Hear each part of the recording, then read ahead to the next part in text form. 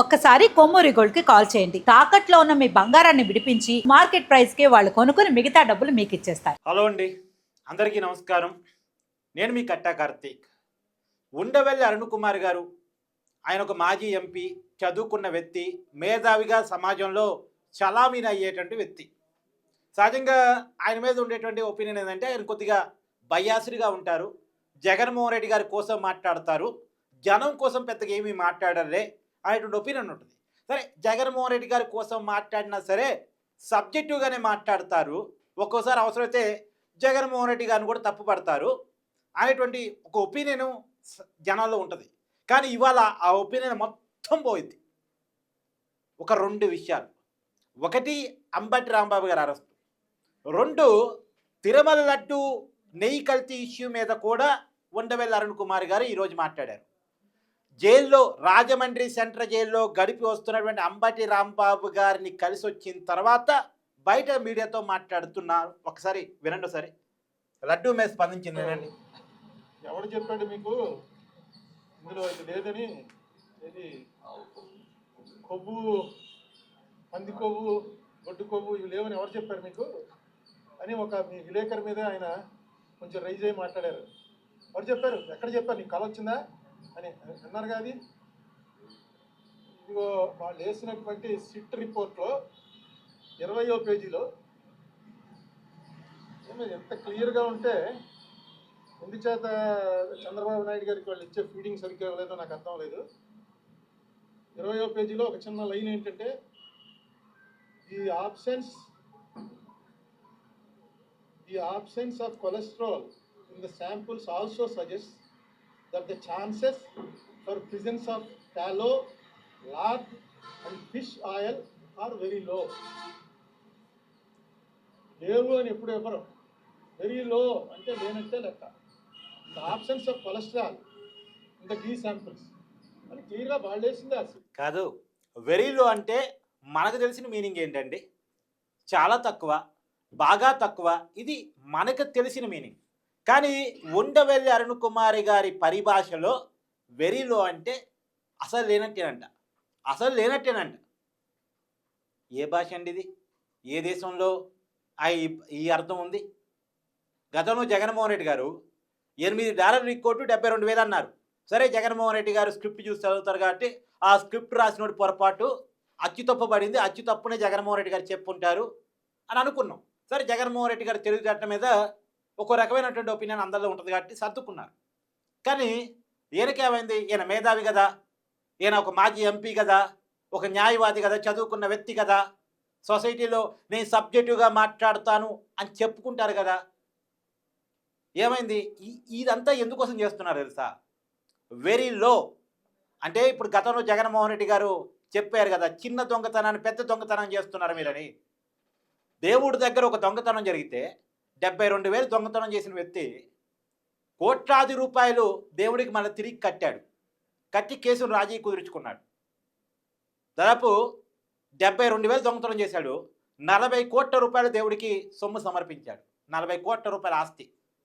అసలు 72,000 దొంగతనానికి కకృతి పడ్డ ఒక వ్యక్తి దగ్గర, ఒక సాధారణ టీటీడీ ఎంప్లాయీ దగ్గర 40 కోట్ల రూపాయల డబ్బు ఎక్కడి నుంచి వచ్చింది అన్నది మనం ఆలోచించాలా? లేదు, 72,000 కదా, వదిలేయండి చిన్న దొంగతనం అనేది మనం తీసుకోవాలా? కానీ జగన్మోహన్ రెడ్డి గారు 72,000 చిన్న దొంగతనం వదిలేయాలి, దాన్ని కూడా మాట్లాడతారా అని దాన్ని చిన్న దొంగతనంగా క్రియేట్ చేసే పని చేశారు కదా. ఇక్కడ కూడా అదే జరుగుతుంది. ఏదో కొద్దిగా కలిసాయి వదిలేయండి, కలిసాయో కలవలేదో, ఏదో దానికి అంత రచ్చ చేస్తున్నారు, దానికి అంత రాద్ధాంతం చేస్తున్నారు అనేది చెప్పాలి. అది అది సమాజంలోకి పంపించాలి. దానికోసం జరుగుతున్న ప్రయత్నం ఇదంతా. ఇప్పుడు ఉండవెల్లి అరుణ్ కుమార్ గారు బయటకు వచ్చినప్పుడు ఏం మాట్లాడాలి? సరే, యానిమల్ ఫ్యాట్ కలవలేదయ్యా జగన్మోహన్ రెడ్డి గారు, కానీ రసాయనాలు కలిసాయని, కెమికల్స్ కలిసాయని సిటీ చెప్తుంది కదా. పూర్తిగా అసలు పాలు లేకుండా, వెన్న లేకుండా కృత్రిమ పదార్థాన్ని నెయ్యిగా క్రియేట్ చేసి మొత్తం రసాయనాలతో, నెయ్యిలో కల్తీ కాదండి, నకిలీ నెయ్యి. నెయ్యిలో కల్తీ కలపడం అంటే ఏంది? ఒక గిన్నె నెయ్యిలో ఒక చెంచాడు, అర చెంచాడు ఇంకేదో కలిపి దాన్ని కొద్దిగా ఎక్కువ చేయటం, కెమికల్ కలపడం నిల్వ ఉండటం కోసం కావచ్చు, ఉన్న నెయ్యిని ఎక్కువగా చూపించడం కోసం కావచ్చు, ఏదో కెమికల్ కలపటం, అది దాన్ని కల్తీ అంటారు. కాదు, అసలు అసలు నెయ్యే కాదు, అది నకిలీ నెయ్యి క్రియేట్ చేసి ఒక కృత్రిమ పదార్థాన్ని క్రియేట్ చేసి దీన్ని నెయ్యి అని నమ్మించేసి దాన్ని కలిపితే ఆ కలిపిన దాన్ని సిబిఐసికి చెప్తే అలా ఎలా చేస్తావు జగన్మోహన్ రెడ్డి గారు అని అడగాలి కదా ఉండవల్లి అరుణ్ కుమార్ గారు. అదే అడగటం మానేసి యానిమల్ ఫ్యాట్ అంశాన్ని పట్టుకొని చేసిన తప్పుని, జగన్మోహన్ రెడ్డి గారు చేసిన తప్పుని వెనకేసుకొస్తారేంటి? సరే, ఓకే అండి, మీరు అన్నట్టు వెరీ లో అంటే అసలు లేనట్టే, అదే నిజం అనుకుందాం, మనం దాన్నే నిజం అని నమ్ముదాం.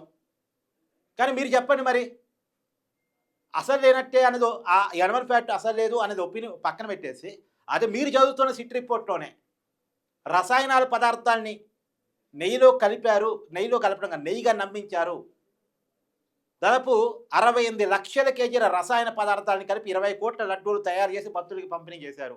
ఇది ఎంత దారుణం అండి! దీన్ని మీరు క్వశ్చన్ చేయరా? దీన్ని మీరు మాట్లాడరా?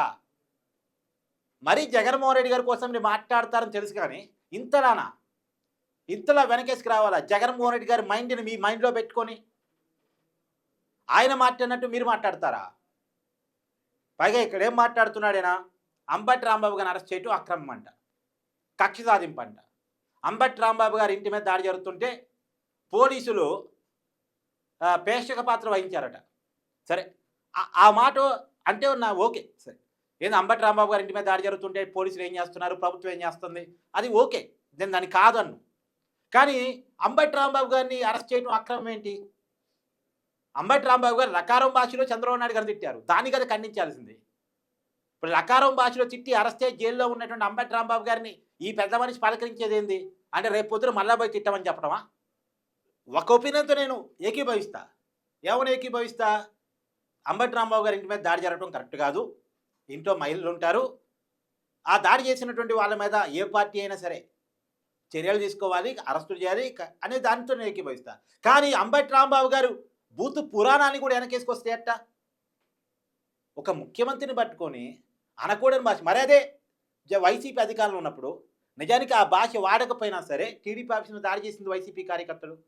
గన్నవరం టీడీపీ ఆఫీస్ మీద, టీడీపీ సెంట్రల్ ఆఫీస్ మీద, పట్టాభి గారి ఇంటి మీద దాడి చేశారు వైసీపీ కార్యకర్తలు. ఏకంగా చంద్రబాబు నాయుడు గారి ఇంటి మీద దాడి చేశారు జోగి రమేష్, అప్పట్లో ఆయనకి మంత్రి పదవి వచ్చింది. ఇలాంటి విషయాలను ఉండవల్లి అరుణ్ కుమార్ గారు మర్చిపోయారా? ఆనాడు మాట్లాడిన వారు ఈరోడే మాట్లాడుతుంది ఎందుకు? అది కూడా బూత్ పురాణం తిట్టిన వాళ్ళని పలకరించి మరి. అంటే ఇలాంటి మేధావులతో మాట్లాడిస్తే జనంలోకి సబ్జెక్ట్ అనేది. వైసీపీ నాయకులు ఎవరు మాట్లాడినా జనం చూడరు, జనం వినరు. కానీ ఇలాంటి వాళ్ళ చేత మాట్లాడించాలి అని అనుకుంటున్నారా? సరే, అనుకుంటే నాయకుడు అంటే ఈ వ్యక్తి క్రెడిబిలిటీ ఉండేలా మాట్లాడించాలి. కానీ ఈ తిప్పలేంది, వెరీ లో అంటే అసలు లేనట్టే. ఇలాంటి తిప్పలు పడితే ఇలాంటి వాళ్ళు నమ్మటం మానేస్తారు జనం. వైసీపీ నాయకుల్ని నమ్మటం ఎలా మానేశారో ఉండవల్లి అరుణ్ కుమార్ లాంటి వాళ్ళని కూడా నమ్మటం, వినటం మానేస్తారు. మీ అభిప్రాయాన్ని కూడా కామెంట్ రూపంలో తెలియజేయండి. Thank you.